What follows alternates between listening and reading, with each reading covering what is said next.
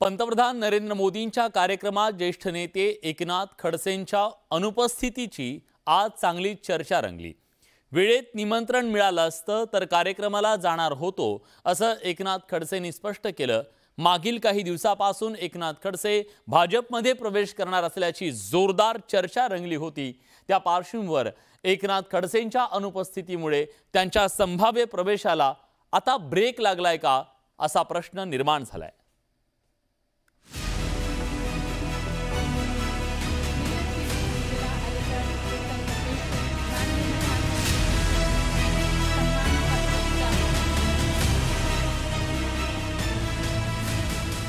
पंतप्रधान नरेंद्र मोदींच्या उपस्थितीत जळगावात लखपती दीदींचा मेळावा आयोजित करण्यात आला। जळगाव विमानतळ परिसरात हा कार्यक्रम आयोजित करण्यात आला होता। विमानतळ परिसरातल्या विस्तीर्ण जागेवर झालेल्या कार्यक्रमासाठी बचत गटाच्या लाखो महिला सहभागी झाल्या होत्या। तर व्यासपीठावर पंतप्रधान नरेंद्र मोदींसह मुख्यमंत्री एकनाथ शिंदे, उपमुख्यमंत्री देवेंद्र फडणवीस, उपमुख्यमंत्री अजित पवार यांच्यासह मंत्रिमंडळातील मंत्री, खासदार, आमदार उपस्थित होते।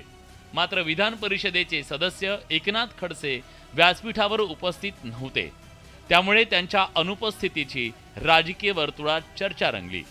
गेल्या काही दिवसांपासून एकनाथ खडसे भाजपमध्ये पक्षप्रवेश करतील अशी चर्चा आहे। मात्र अजून त्यांचा अधिकृत पक्षप्रवेश पार पडलेला नाही। अशात मोदींच्या कार्यक्रमाला न बोलवल्यानं एकनाथ खडसे नक्की भाजपमध्ये की शरद पवारांच्या गटात असा प्रश्न उपस्थित झालाय। तर वेळेत निमंत्रण मिळालं असतं तर कार्यक्रमाला जाणार होतो असं एकनाथ खडसे म्हणाले। शासन म्हणून तरी आमदाराला निमंत्रण दिलं जातं, पण या क्षणापर्यंत तरी मला निमंत्रण आलेलं नाही। मी जिल्हाधिकाऱ्यांनाही विनंती केली होती की अजून कसं काय निमंत्रण आलं नाही। कार्यकर्ते सोडून द्या, ही की कार्यकर्त्यांची सभा नाही आहे, शासकीय सभा आहे। त्यामुळे सर्व आमदारांना निमंत्रण कंपल्सरीच असतं, तो प्रोटोकॉल आहे। पण या क्षणापर्यंत तरी मला माननीय पंतप्रधानांच्या सभेचं निमंत्रण आलेलं नाही। त्यामुळे शासकीय कार्यक्रमाला मी उपस्थित राहू शकणार नाही। एकनाथ खडसे भाजपचे जुने नेते आहेत। मध्यंतरी पक्षातल्या नेत्यांसोबत झालेल्या मतभेदानंतर एकनाथ खडसेंनी राष्ट्रवादी काँग्रेसमध्ये प्रवेश केला। मात्र भाजपचा त्यांचा पिंड त्यांना काही सोडवेना। त्यांनी यापूर्वी भाजपमध्ये जाणार असल्याचं उघड केलं।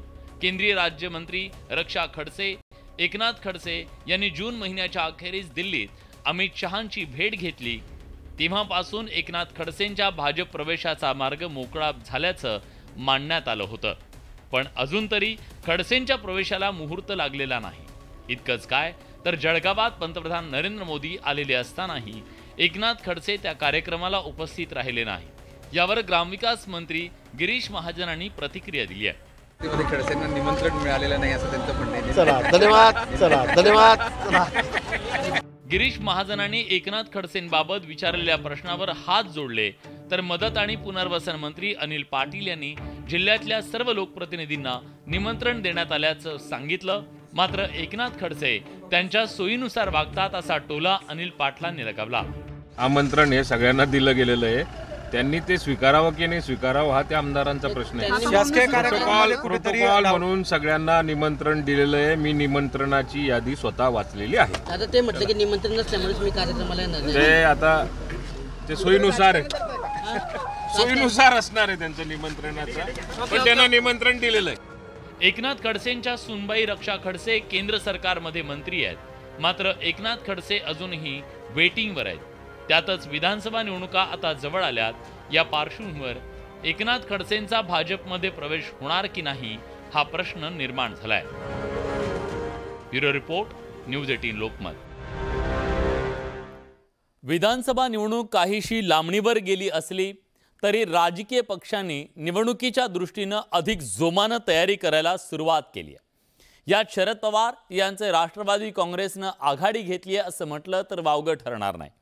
महायुतीला झटके द्यायला त्यांनी सुरुवात केल्याचं दिसतंय। कोल्हापुरात समरजित घाटगेंना गळाला लावल्याच्या नंतर आता पवारांनी साताऱ्याकडे लक्ष घातल्याचं दिसतंय आणि वाईचे भाजपचे माजी आमदार असलेल्या मदन भोसलेंनी पवारांच्या राष्ट्रवादीचे प्रदेशाध्यक्ष जयंत पाटलांची भेट घेतल्यानं राजकीय वर्तुळात नवी चर्चा सुरू झाली आहे।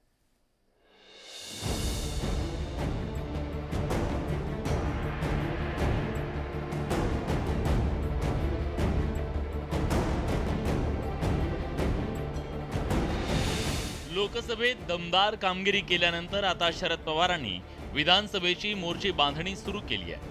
त्याची साक्ष देणारी ही दृश्य आहेत. आगामी विधानसभा निवडणुकीच्या पार्श्वभूमीवर शरद पवार यांनी सध्या पश्चिम महाराष्ट्रावर लक्ष केंद्रित केल्याचं दिसतंय. शरद पवारांनी राजकीय फासे टाकले असून त्यात भाजपचे अनेक बडे नेते पवारांच्या गळाला लागतायत. यात रविवारी भाजपचे साताऱ्यातले नेते आणि माजी आमदार मदन भोसले यांचा समावेश झाला. पवारांच्या राष्ट्रवादीचे प्रदेशाध्यक्ष जयंत पाटील यांनी त्यांच्याशी केलेली बंद दाराड चर्चा. मदन भोसले यांच्या निवासस्थानी दोघांची भेट झाली. यात वाई विधानसभा निवडणुकीच्या पार्श्वभूमीवर दोघांमध्ये चर्चा झाल्याची शक्यता आहे. जयंत पाटलांनी ही शक्यता फेटाळली असली तरी पवारांच्या नेतृत्वात काम करण्याची अनेकांची इच्छा असल्याचं सांगायला जयंतराव विसरले नाही. मी त्यांना सहज भेटायला गेलो होतो. काही फारशी बाकीची चर्चा काही झाली नाही आणि प्रवेश करण्याच्या बाबतीत कोणतीही चर्चा त्यांची माझी झालेली नाही. पण त्यांचे पुतणे जे आहेत ते पवार साहेबांना भेटून गेले होते 2 दिवसापूर्वी असं मला कळलं. पण मी माझे त्यांचे अनेक वर्षापासून संबंध आहेत म्हणून मी त्यांच्याकडे चहाला गेलो. पवार साहेबांच्या नेतृत्वाखाली काम करण्याची इच्छा आहे आणि भयमुक्त वातावरणात काम करण्याची संधी इथं मिळेल असं वाटतं. त्यामुळे थोडीशी गर्दी वाढते. आगामी विधानसभा निवडणुकीत सर्व पक्षांना निवडून येण्याची क्षमता असलेल्या उमेदवारांची गरज आहे. त्यात वाईत राष्ट्रवादीच्या मकरंद पाटील यांच्या विरोधात मदन भोसले तुल्यबळ उमेदवार ठरू शकतात. कारण काँग्रेसचे माजी मंत्री खासदार स्वर्गीय प्रतापराव भोसले यांचे मदन भोसले चिरंजीव आहेत. प्रतापरावांनंतर मदन भोसले एकेकाळी काँग्रेसचं जिल्ह्यातलं सगळ्यात मोठं नाव होते. काही काळ मदन भोसले किसनवीर सहकारी साखर कारखान्याचे अध्यक्ष होते. 2004 मध्ये राष्ट्रवादीच्या मकरंद पाटलांचा पराभव करून मदन भोसले आमदार बनले.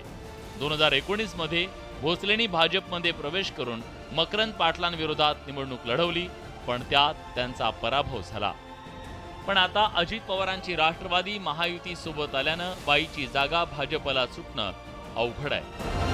त्यामुळे काहीसे अडचणीत सापडलेले मदन भोसले पवारांच्या राष्ट्रवादीचा पर्याय स्वीकारण्याची दाट शक्यता आहे. येत्या एक 4-8 दिवसात कदाचित मदन भोसले हे राष्ट्रवादीच्या वाटेवर शरद पवारांच्या गटात जातील आणि त्यानंतर खऱ्या अर्थानं राजकीय स्थित्यंतराला या वाई विधानसभा मतदारसंघात सुरुवात होईल आणि हा खरं तर भाजपला फार मोठा फटका आहे. जयंत पाटलांच्या भेटीनंतर आम्ही मदन भोसलेंची बाजू जाणून घेण्याचा प्रयत्न केला पण त्यांनी कॅमेऱ्यासमोर बोलायला नकार दिला. आजच्या जयंत पाटील यांच्या भेटीसंदर्भात तसंच भाजपा सोडून शरद पवार गटामध्ये पक्षामध्ये जाण्याच्या संदर्भात मदनदादा भोसले यांना आपण प्रतिक्रियेबद्दल विचारलं असता त्यांनी प्रतिक्रिया देण्यास स्पष्ट शब्दात नकार दिला आहे आणि याचमुळं मदनदादा भोसले भाजपा सोडून शरदचंद्र पवार पक्षामध्ये जातील असे संकेत आपल्याला मिळाल्याचं पाहायला मिळतंय. खरं तर आधी ठाकरेंची शिवसेना आणि त्यानंतर पवारांच्या राष्ट्रवादीतल्या दुफळीनं राज्यातल्या राजकीय पक्षांची संख्या वाढली. अशावेळी नव्या पक्षांनी उमेदवारांची जुळवाजुळव सुरू केली आहे. आधीच पवारांनी कोल्हापूरच्या कागलमधून समरजित घाटगेंना आपल्याकडे ओढण्यात यश मिळवलं. त्यानंतर आता मदन भोसले पवारांची साथ घेण्याचा अंदाज आहे. त्यामुळे ज्या रीतीनं शरद पवारांनी भाजपला लक्ष्य केलंय ते पाहता विधानसभा निवडणुकीत पश्चिम महाराष्ट्रात पवार विरुद्ध महायुती असा थेट सामना रंगण्याचा अंदाज आहे. साताऱ्याहून सचिन जाधवसह ब्युरो रिपोर्ट न्यूज 18 लोकमत.